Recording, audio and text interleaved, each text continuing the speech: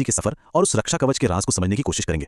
तो चलिए एक बहुत ही बेसिक सवाल से शुरू करते हैं। देखिए, हमें दौड़ने, भागने, काम करने, अरे सोचने तक के लिए एनर्जी चाहिए, है ना? पर सवाल यह है कि ये एनर्जी हमारे शरीर में और इस पूरे इकोसिस्टम में आखिर आती कहां से है? इसका जवाब सिर्फ एक है, और वो हमसे कोई 15 करोड़ किलोमीटर दूर एक धधकता हुआ तारा है। तो चलिए पता लगाते हैं कि जीवन को चलाने वाला ये अल्टीमेट सोर्स आखिर है क्या। जी हाँ, सूरज। हमारे इकोसिस्टम में जितनी भी एनर्जी है उसकी शुरुआत सूरज की रोशनी से ही होती है। इससे हमारे प्लेनेट के लिए एक बहुत बड़ा न्यूक्लियर रिएक्टर समझ सकते हैं, जो लगातार लाइट और हीट की शक्ल में एनर्जी भेजता रहता है। लेकिन एक बात तो साफ है, हम सीधे धूप खाकर तो जिंदा नहीं रह सकते।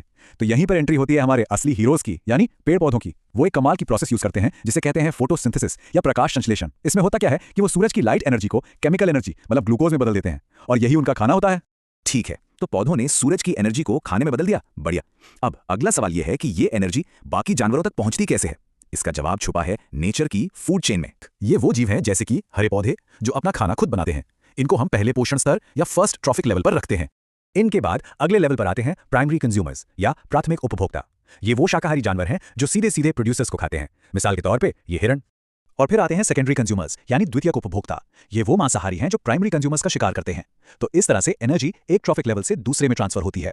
लेकिन एक मिनट, क्या इसका मतलब ये है कि एक हिरण को खाने से शेर को उतनी एनर्जी मिलती है जितनी उस हिरण ने पौधे से ली थी? जवाब है बिल्कुल नहीं। और यहीं पर नेचर का एक बहुत जरूरी नियम सामने आता है, सिर्फ 10%। जी हाँ, नेचर के सबसे जरूरी नियमों में से एक इसी नंबर में छिपा है, और यही नंबर तय करता है कि किसी जंगल में कितने शेर हो सकते हैं और कितने हिरन। तो आखिर इसका मतलब क्या है? नियम बड़ा सीधा है, जब एक जानवर दूसरे जानवर को खाता है तो एनर्जी का सिर्फ 10% ही उसके शरीर का हिस्सा बनता है। बाकी की 90% एनर्जी वो तो उस जानवर की अपनी जिंदगी चलाने में, भागने दौड़ने में या फिर हीट के तौर पर माहौल में ही गुम हो जाती है। मतलब ये एक बहुत ही घाटे का सौदा है। और एनर्जी का ये पिरामिड इसी 10% रूल को दिखाता है। देखिए, सबसे नीचे यानी प्रोड्यूसर्स के पास सबसे ज्यादा एनर्जी है, और जैसे जैसे हम ऊपर जाते हैं हर लेवल पर एनर्जी कम और कम होती जाती है। और यही वजह है कि जंगल में घास और पौधों के मुकाबले शेर बहुत ही कम दिखाई देंगे। पर क्या असल जिंदगी इतनी सीधी होती है? क्या एक शेर सिर्फ हिरन ही खाता है, या कोई हिरन सिर्फ एक ही तरह की घास खाता है? नहीं, असल में प्रकृति इससे कहीं ज्यादा कॉम्प्लेक्स है।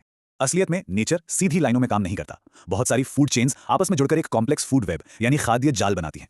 इसका फायदा यह है कि एक शिकारी के पास खाने के लिए कई ऑप्शंस होते हैं, और यही कॉम्प्लेक्सिटी इकोसिस्टम को स्टेबल बनाती है। अगर एक प्रजाति कम भी हो जाए तो पूरा का पूरा सिस्टम एकदम से बैठ नहीं जाता। तो अब तक हमने ये समझा कि सूरज की एनर्जी कैसे इकोसिस्टम के हर लेवल तक पहुंचती है, लेकिन कहानी का एक दूसरा पहलू भी है।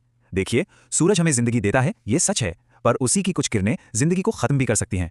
और इसे रोकने के लिए हमारी पृथ्वी के पास अपना एक इनविजिबल शील्ड है, एक रक्षा कवच। हमारे एटमॉस्फेयर में बहुत ऊपर ओजोन यानी O3 गैस की एक परत है। ये लेयर एक शील्ड की तरह काम करती है जो सूरज से आने वाली खतरनाक अल्ट्रावायलेट या यूवी किरणों को सोख लेती है। अगर ये किरणें हम तक पहुंच जाएं तो स्किन कैंसर जैसी कई गंभीर बीमारियां हो सकती हैं।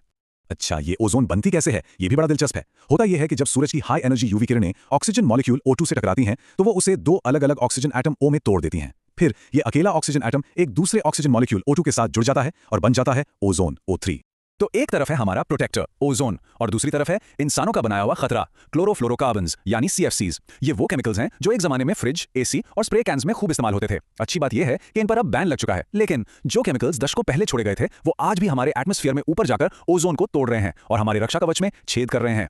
तो कुल मिलाकर हमने देखा कि कैसे जिंदगी एनर्जी के एक बहुत ही नाजुक फ्लो पर टिकी है, और कैसे एक इनविजिबल लेयर हमें उसी एनर्जी के सोर्स से बचाती है। पर अब सोचने वाली बात यह है कि क्या हमारी अपनी एक्टिविटीज, चाहे वो इकोसिस्टम के अंदर हो या हवा में छोड़े गए केमिकल्स, इस पूरे डबल बैलेंस को ही खतरे में तो नहीं डाल रही हैं?